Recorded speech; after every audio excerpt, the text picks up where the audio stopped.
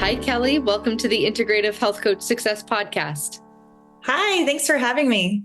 Yes, excited for you to be here. We got to chat way back when we kind of first launched the podcast several years ago. So I'm looking forward to chatting again, having a little bit of an update on how things have been, where you're at with, how you're using your IHP certification, all of that. So looking forward to it. Yes, I am too.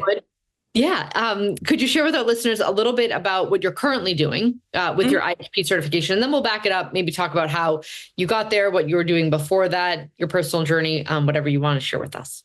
Yeah. So I'm currently an IHP1 working towards level 2. And right now I'm running a lot of the detox programs. I basically kind of look at where the client's at. And, if I feel like detoxing is going to be the first fast fix for them, then that's the route we go. I also have a 6-week nutrition and exercise program too. So I kind of really just look at where they're coming in at. Do they already have a great workout routine, and is their diet pretty healthy, but maybe they just need a detox to reset the body. And so that's kind of where I'm at right now with all of my clients. I got into IHP1. I got my certification actually in 2020, and I found Dr. Cabral at an event, and I was just like, what is this guy about? I was really into the integrative space because I had some hormonal issues. Doctors told me I'd never have a child. I now have a 10-year-old actually tomorrow. So I had a lot of questions, questions about myself, like why did I go into early menopause, not, be able to have a child? Why did I have high blood pressure? I ended up finding out I had leaky gut and some digestive issues. So all of this was coming at me when the doctors were saying, you'll always be on high blood pressure medicine. This is just part of life. This is part of aging. And I deep down knew there's more to it than that. So when I met Dr. Cabral at a conference, I was like, this guy, I want to know a little bit more about what he knows. And that's whenever I dove right into, I actually purchased level 1 and level 2 at the exact same time, and got level 1 done really quickly, moving towards level 2, and which I just started moving towards level 2. But that's basically, once I learned the DESTRESS Protocol, I brought that into women who were struggling with similar issues that I had. And that's kind of where I based my business around at this point. Yeah, that's great. The DESTRESS Protocol can, help so much. And even when you're too certified and, you've been doing it as long as 15 years, I've been reading labs to some capacity. I still start with the DESTRESS Protocol. Like, you're still putting the cart in front of the horse. If you're, looking at all these specialty labs and someone's not eating well, they're not moving their body, they're not, eliminating toxins. There's so much foundationally that most people, even I would argue, some health-minded people, right? They think that they're super health-minded because they're doing the biohacking things, but all the shiny objects, and they're ignoring the foundational stuff that really is what moves the needle and really what creates kind of that dis-ease or hormone imbalances or what have you. Right. And that's exactly true too. Now, especially nowadays, everybody's going after that shiny object, well, maybe this will be my fix, but really it's the foundations. Are you sleeping? Are you eating well? How's your activity, movement, mindset, all of the things? That's where I start every single client. The shiny objects are, fun things to do, but not needed. So yes. Yeah. And again, fine tune. I would say those are fine tuning things. Those aren't, really pushing you in the right direction. Right. Yeah, that's great. And as far as your own health journey, obviously you did have a child. Yes. And it's amazing how in your 30s, they use the excuse of aging. It's oh no, this is part of the aging process. It's what? You're not even halfway there. I know. Yeah. Yeah. Literally when my fertility doctor, he's like, well, you're going to have to do donor egg. You're not going to have a child. This is just part of your process. And I'm like, that's weird. I was 31 or 32 at the time. So, I knew. And then I just found another fertility doctor. And I remember he was amazing. He was in Cincinnati where we lived at that time. And he was like, you're going to be a problem because of what's going on, but we can make it happen if you want to make it happen. And I'm like, well, if you give me something to do, an action plan, I'm a A+ student. So I followed his rules, and here we are 10 years later, with child. So That's great. And obviously healthier for it because you were like, oh, there's a why, right? And that's, I think, what so many of us have in common is there was a big question, right? Where nobody had answers. They were like, there's got to be a reason. And everybody, people who are where we are asked why in their own health journeys. And they got answers to questions that, conventional medicine wasn't giving them. And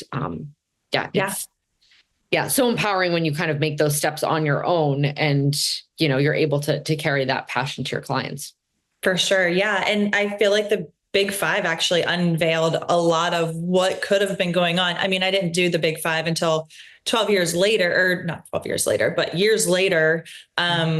Actually, yeah, in 2020 is when I did the first Big Five. So my son would have been 6-ish at that point. But I think I know why I went into early menopause and so early. And, I wish I would have had the tools that I have now, that we all have now back then. And I could have pinpointed it pretty quick and resolved it probably a little differently. Yeah, absolutely. Okay. So what I would love to do is switch gears a little bit because it sounds like, you obviously support your clients, but you have, since us speaking the last time, a little bit more knowledge as far as like business building is concerned. And you're kind of passionate about, speaking of foundations, right? There's foundations of everything. There's foundations of our health. There's foundations of business. There's foundations of, being able to access and get in front of clients. And as far as, foundational funnels and whatnot are concerned, and I warned you before we started chatting about this, that I am not good with this lingo. So, how have you kind of been showing up and supporting some IHPs, some other, fitness and wellness coaches in supporting the foundations of their business and reach? Yeah. So once I got my business up and running, especially on the IHP side, I was looking at my struggles, right? Like I'm solely on social media, Instagram. And if let's say you're not in favor of the algorithm, you're not getting any traction. And, it was kind of one of those things where I needed to work smarter, not harder. And, at that time, Instagram not required, there's no requirement, but it was like suggested that you post every day, do 1 to 3 stories every day, all of that. And I'm like, you know what? Let's shift gears and let's start building some foundational systems offline. And that's looking at lead magnets. So what are you passionate about? And I looked at the struggles of what my clientele was struggling with. And most of them are moms running their kids to multiple sports, kind of going a little crazy. They're in their 40s. So, that midlife mindset of menopause, forgetting things, brain fog, not sleeping at night, like all of those struggles. And all my women want are quick and easy, nutritious meals. So, I ended up going into Canva pretty easy and creating my 5 quick, easy 2 are breakfast, 1 is lunch, 2 are dinners that you can like in 20 minutes whip up. And the breakfast one is just really quick. It's not even 20 minutes. It's a 2-minute. But, so I made this little Canva design, 5 simple recipes. And that's now when I'm on Instagram and, I'll put it in my story, like, hey, download my 5 favorite meals or breakfast, lunch, and dinner. And it'll have a link and people will they're in my email system now. They'll automatically get an email with my 5 favorite recipes. And then the biggest piece then is following up with them. You want to either manually reach out to them and say, hey, do you have any questions? Do you need anything else? Because that's part of the building, building your clientele too, is that touch, that special touch that you want to do. But if I can't get to them right away after they've read, my 5 recipes or even tried some, then I have them in an email funnel where the next day or 2 days later, they get a little blurb of who I am. My story. So that way they can immediately connect with my story and who I am as a coach and what I'm about, who I serve, who I love to serve. And then there's another email that'll go out 2 to 3 days later with, hey, if you like those 5 recipes, here's 5 more. And, so it's constantly in their inbox saying, I want to give you value. My number one tip, you're following me for a reason, or you're kind of interested in me for a reason. I want to give you more. So you're always in their inbox giving them more. So that way, when their health declines, or they say, you know what, I'm so tired of this midsection weight, or I'm so tired of not sleeping at night, I'm just going to reach out to Kelly. You're in front of them. So you're not having to post on social media every day because you're now in their inbox, but only it's an email campaign. So you don't have to manually do anything. That's the beauty of it. So that's what I've been really having a lot of success in, is building my email list based off of that. And, I did a 5 smoothie recipe for kids. That was a hit because every mom is like, oh, I need to get vegetables in with my kids. None of our kids really love vegetables. So, it's like, how do you sneak carrots in, or spinach or kale? Throw it in a smoothie. So, finding what your audience, whether it's client, friend, or whoever, what your audience wants from you, creating that 5 simple, it can be 3 simple, it doesn't matter. It's something free that you can give them value so that when they need you, you're their first thought, So, and, I have some coaches that I work with, they're more into the workout space. They're like, I'd rather do 3 to 5 workouts. So plan a 7-day workout plan for them. And then when they're tired of those workouts, they know to come back to you, and there's your in again. So, but it's just keeping that email system going, like making sure you're in their inbox. And, a lot of people are like, especially now with the Black Friday specials and the holiday specials, people are like, oh my God, my email's a mess. I, for one, am one of those. But people always read the emails they want, right? Like, I'm always going to read a Dr. Cabral email. There's no way I'm going to delete that bad boy until I read it, because you never know what's in there. And same with a couple other online professionals that I know. They're staying in my inbox until I'm ready to read it. So if you bring value, and that's the other thing, don't just kind of make it airy, like, hey, you got to bring value to every message so that they want to see you. They want to be there. And then they're going to follow you on Instagram or TikTok or whatever social media outlets are out there, and just keep providing the value. Yes. Yeah. And it builds that like, know, and trust, right? They hear a little bit about your story, and not everybody is into, social media, and not everybody's savvy enough to like go and find like, wait, what is Kelly's story? Like, oh, it's gotta be in here somewhere. Right. But when they first initially, download your stuff, now they know a lot about you. And again, building that like, know, and trust, or, planting the seed, whatever type of terminology you want to use. Like you said, are they going to like immediately call you and sign up for a 6-month package? Maybe not. But when time goes on and they eventually do want someone for support, you're going to be top of mind because you've kind of consistently been there. And like you said, providing value, I think like it's value, and it's also validation, right? Here's the value and here's the validation that like, yes, all these things you're feeling are real. It is hard to make quick, easy, healthy meals for your family when you don't know how to. It can feel overwhelming to prioritize health when you have so many easy, unhealthy options. It can feel overwhelming to think about healthy things when you have to worry about, all the other things that moms have to worry about. So when you kind of like connect with them and validate them in that way, I think it builds even more trust, right, in the whole process, because now you're not only saying, here's something to help, but also I hear you and believe you. And like, what else do women really crave to hear besides that? Right.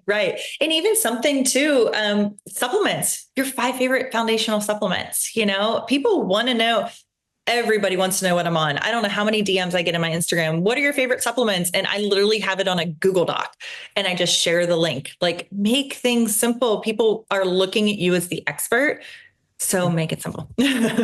Yes. And I've said this so many times on these episodes before. I think we can get so in our head about like, well, if Kelly's sharing her favorite supplements and Dr. Cabral's talking about his favorite supplements, and like, who's going to want to hear my favorite supplements? Right. Yes. But the truth is people that are following you for a reason. Like you said, right. They do want to hear what you have to say. And not everybody is in a saturated health environment like we are as coaches, right? A lot of, I would say 80% of the accounts I follow are health focused, right? That's not true for, the mom of 4 who's, just trying to kind of do her best. She might only be following 2 health coaches, and one of them is you. And so, no, she does want to hear what you have to say. She doesn't know that all the other bazillion IHPs exist. It's you that she's looking to. And I think we can kind of forget that because we are in such a saturated, like world ourselves with from a colleague standpoint, right? And we forget how many people there are outside of that ready to really learn the information that we have that we want to be, of service of. Yep. And you said it too. Like if you're in overwhelm, if there's a mom in overwhelm, they're only following 1 to 2 people because they're already so chaotic anyways. They don't have time to, what's Julia doing? What's Kelly doing? What's Susie Q? They just want that one person to tell them what they wanted to know, and it's establishing that know, like, and trust factor that we all talk about. And even in my Instagram marketing, like, I try to provide value. Every single post, I think, do I want to learn about this? Who do I follow? If I'm following somebody to be educated, then that's what I want to post on. And there are some people who gain a following on lifestyle, like live in their life. And it's not what I've built, but if that feels good for the person that's posting it on Instagram, if they're like, I'm more of a lifestyle kind of coach, then share the lifestyle, share what you're eating in the morning, share what you're, every move you're making, where you're shopping, what your clothes you're wearing, all the things, So, and people will resonate with that. Like my Instagram following or my clientele, they don't want me for fashion. They know I'm not a fashion queen or makeup queen or hair queen or anything, but they know I'm going to give you the honest truth when it comes to supplements or protein shakes that I love or workouts or any nutritional hacks. They know that they can get that from me, but they're not going to get anything else. Yes. Yes. And much like, we were actually talking about this before we started recording, like you can't be everything to everyone. And like, if you're thinking that you need to also be the hair, the fashion, the whatever person, right, along with everything that you already do know, it's going to actually, if that's not your thing, it's going to rob your energy of showing up for all of the ways you are good, right? All of the ways that you're supported for showing up for people who need you, right? That it's going to kind of like dull all of the wonderful ways that you show up because you're trying really, really hard to do the stuff that's kind of not your thing. It's much like, when we were talking about like being a mom and doing like the stuff at school and doing the business and being the wife and being right. Like you can only do so many things well. And so like, what things do you want? What things feel what are you most passionate about? Because I think those things take the least amount of energy. They don't feel so hard. They don't feel like you're pulling teeth to do it. And you actually, depending on like your personality, sometimes I can like gain a little bit of energy from doing the things that I'm most passionate about, right? They kind of like fuel me. This podcast is a perfect example. When I stopped doing this late last year, it was like a huge absence as far as like how much joy it brought me, how much energy it gave me, the kind of fulfillment that I had knowing that I was getting to, meet such amazing people and bring their stories to other people that needed to hear it. And so it's kind of like if you align yourself with what you're most passionate about and what you're really, really good at, and let somebody else do the other stuff that you're not good at, right? Because there's somebody who can't do what you can do, but man, they know how to curl their hair really well, right? So like they're going to do that. You're going to do your thing. And everybody doesn't have to waste the energy on what they're not good at, which by the way, you are good at curling your hair. So, oh, well, thanks. Thanks. My hairdresser showed me. Yeah, exactly. Because that's what she's good at. That's what she's good at. I'm like, how do you do this thing? Yeah. But yeah, and you've made a great point. If it doesn't feel good, if you're not good at it and it's hard for you, delegate. Like I'm the queen of delegating because it's like, you know what?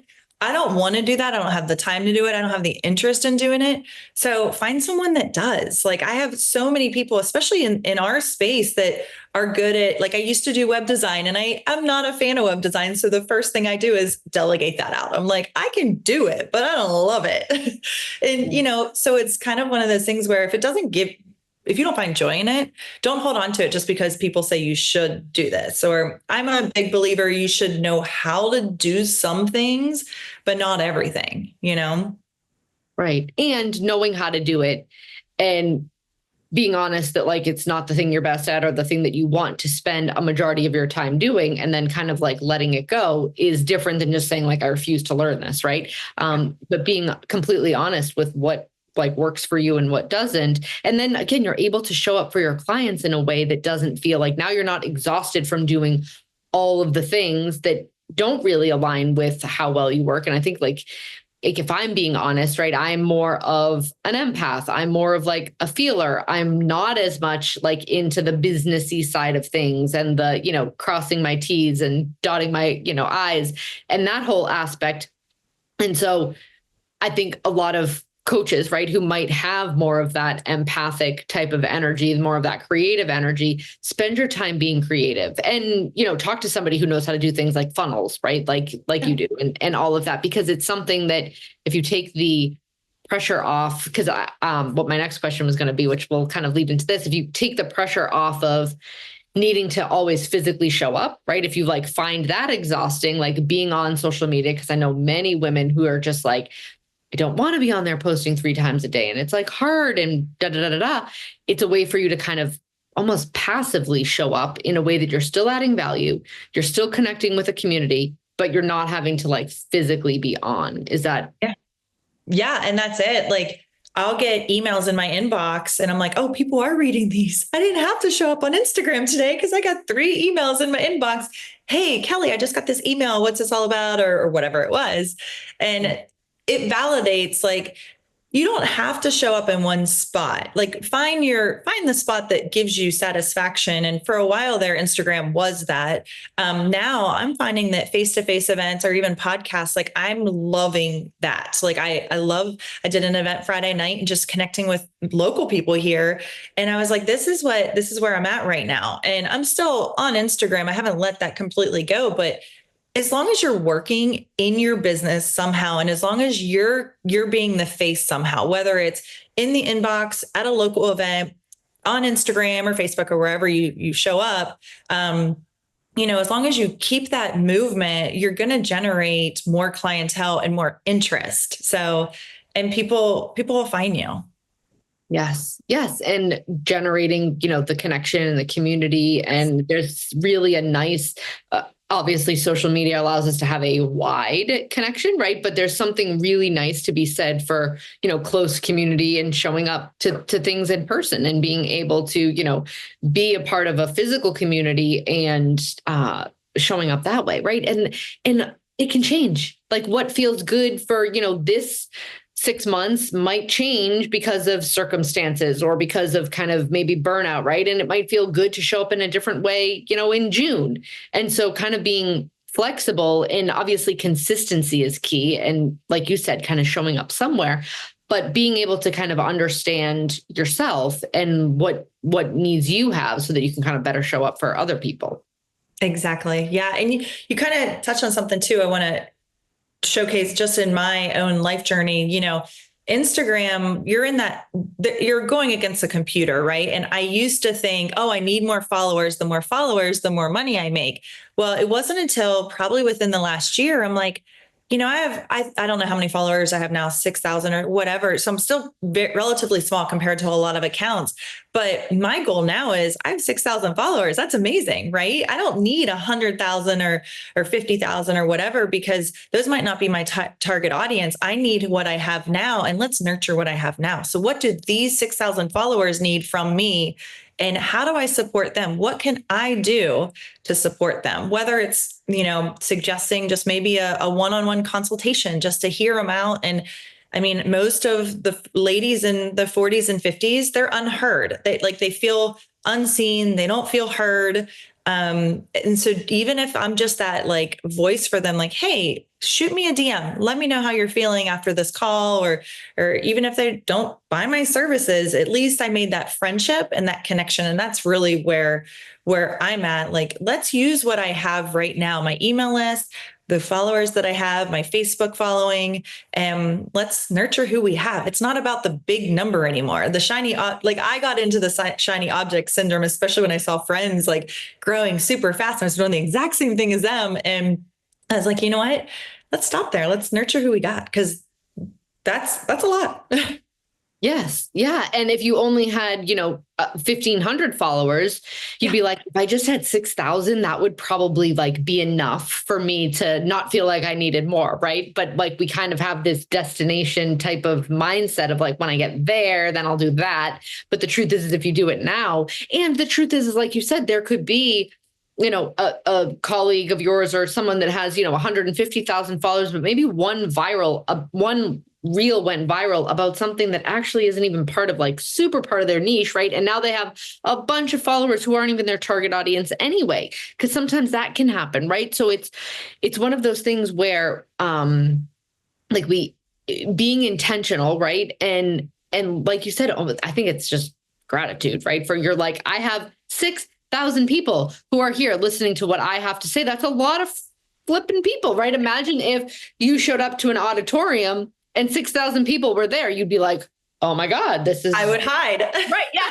exactly. Like, I can't do this today. Yes, but because it's like this kind of invisible number and there's somebody else who has, triple that, you're like, oh, it's not that many, but that's a lot. It's a lot. Yeah. And so there's a lot of shifts in perspective, especially as I've grown my business starting. I mean, I've been online almost 10 years now.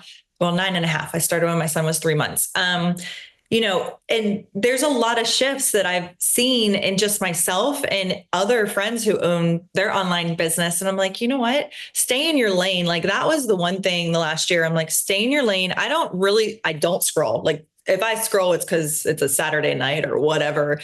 But like, because what happens is then you're like, oh, I could, all those those, I don't know what the word is, limiting beliefs or whatever it is, come at you that you're not.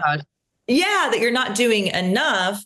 And, it's like, you know what, you're doing a lot. Like I look at the clientele who are my clients right now, and I'm like, I have the most amazing clients at this point right now. I'm grateful for that. Like I built my business how I wanted to. And, so I definitely, you can lose sight of where you're going if you let other things like the shoulds distract you. That's probably been my biggest lesson in the last year is let that stuff go and just stay in your lane. And who cares what the next person's doing? They're doing just as amazing and it's okay. You're not them. Yes. Yes. And I think I'm not doing enough quickly turns into I'm not enough. Right. And like, then that like just digs us further into, and again, when you have that kind of belief system, when you're feeling that way about yourself, you show up a heck of a lot different energetically to people than you do when you're like, actually, this is my lane. I'm driving this car pretty darn well. And I'm grateful for like, everything that where I'm going. Your energy is so different in the way that you show up. And then clients see that and they're able to receive, what you have in such a different way. Yeah. Yep. Totally agree. So yeah. Comparison, that whole thing is, the thief of joy for sure. It really is. I agree. It really is. I mean, and I try to even, my son, he's 9, going to be 10, like I said, tomorrow. And I notice he's starting certain things and I'm just like, nope. You stay in your lane, buddy. Cause you're this and you're that. And you're, so it's funny how it does start at a younger age. We just have to keep them in line. Yes. And I think that, is probably due to, I think what they have so much that they're able to like be exposed to these days, right? They're able to even just connecting with, other friends, like on FaceTime, right? And just like, there's just so more exposure to things that I think like our minds can kind of, jump and, get all of, So and I think leading by example, right? If he sees you kind of being grateful for everything that you have and you're, focused on what you're doing instead of what everybody else is doing. I mean, I know someone who, her daughter actually from a very young age was like super hyper focused on like everything and everybody else. But it was like, so obviously I'm like, that's her mom. Like her mom does that. And like, not in a way that like, it's bad. It's just someone didn't teach her that she was enough, right? Or she doesn't feel, and so she's kind of constantly reaching for some sort of external validation or whatnot. And it's not that that's a bad, but it doesn't serve you and it doesn't serve your clients because they deserve your most authentic self. And that's exactly who you are, not who somebody else is. Mm-hmm. Yep. And my clients, I'm so transparent with my clients. They know everything. Like they know December is my busiest month and I pretty much take it off December and July, which, having an online business, you're working Sunday nights, you're working Sunday mornings, you're working 10 o'clock at night on a Monday night. Like you don't have the 9 to 5. A lot of people do. And, anyways, they know like December is Kelly's craziest and I'll pop in my because I have a monthly membership group. I'll be like, hey guys, if you don't see me for 3 days, I'm still here. Just keep doing what you're doing. And I think being authentic and being real, and I'll tell them when I've fallen on my face and I'm like, you know what? Nutrition has not been my focus this week, and or I haven't gotten a workout in or whatever. I think, and they love that I'm real, because there's so many people out there that especially show up on social and they're always doing A plus stuff, like they think that that's what their business needs, but really it's just showing up, being authentic with your own clients, and saying, you know what, I screwed up this week, but tomorrow's a new day. Yes. Yeah. Validating the human experience, because then they don't feel so bad about themselves when they take a wrong turn. They feel safe enough to come to you and discuss it, right? Because you're not kind of pretending to play, Polly perfect, because you're not, how are you going to understand them if you never make a mistake, right? And so, yes, I think that connection piece, right? Like we kind of said in the beginning, validating that their experience is real, and also connecting it to how your experience is real too. And you experience some of the same downfalls that they do. And how do you pick yourself up? Well, this is how you suggest they pick themselves up too. And it's all part of the connection that keeps clients engaged with your service, right? And how you can be of service to them, because ultimately all humans really want is to feel seen, heard, and connected. And if you can provide that to them, they're going to listen to just about anything you have to say. And now you're able to share the knowledge that really everybody needs with them. Yep, exactly. Yeah, you nailed it. So where are all of the places that you show up? If people are listening, like your social, your Facebook group, where a website, or places where people can find you? Where I'm all over. Instagram, Kelly_T_wellness. That's probably where I'm going to go first. Actually, it's not probably. That is where I go first. I have a website, kellytfitness.com. And I'm playing around with TikTok, but I don't even know my TikTok handle. So it's probably Kelly T Wellness or Kelly T Fitness. I don't know, but I'm there too. Yes. Yeah. I should probably find that out. Yeah. Somebody told me to get on TikTok, so I keep carrying my Instagram stuff over to that. And I'm learning a little bit more. It's been a very short period. So yes, I know. I downloaded it. Instagram. Yeah, I know. I downloaded it and I was like, wait, what is happening here? And I was like, I can't. Instagram is fast enough that I took I think probably now at this point over a year, I really haven't posted anything on Instagram. And I went to go post a reel maybe like a month ago. I could not figure it out. I'm like, I don't know what they did to this, but I can't figure it out. And so I'm not going to do it. It changes. Yeah, it changes by the minute. Yeah. That's why, if I show up on Instagram, I'll show up in my stories for sure. I'll show up in my private messages, obviously, but my feed, they have changed things so much that it takes me over an hour sometimes to do a reel. And I'm like, this is such a time waster. I don't need to do this. So Instagram, I do like the voice memo chats, because those can be quick, helpful tips for people just following me saying, hey, what would you do in this situation? Or what supplement would you recommend for this or whatever? I do like the Instagram voice messaging. So. Yeah. Yes. A little bit more efficient. Thank you so much for being a guest on the Integrative Health Coach Success Podcast. This was such a great interview, I think, packed with so much knowledge and great takeaways. So thank you so much for being here. Yeah, thanks for having me. Always excited to see you and, give my information, whatever that looks like for everybody, whatever they want to hear. Yes. Yeah. Thank you so much. Enjoy the rest of your day, Kelly. Thanks. You too. See ya. Bye-bye. Bye.